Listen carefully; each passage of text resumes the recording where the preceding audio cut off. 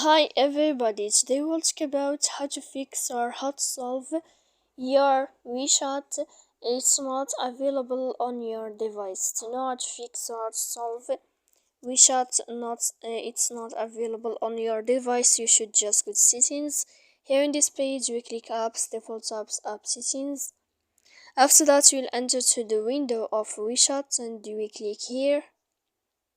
Then in this page of app info, you will click on first stop and you will click OK. Then here we'll enter to the window of storage. After that we click clear cache. But pay attention, don't click clear data because it may cause errors on your app.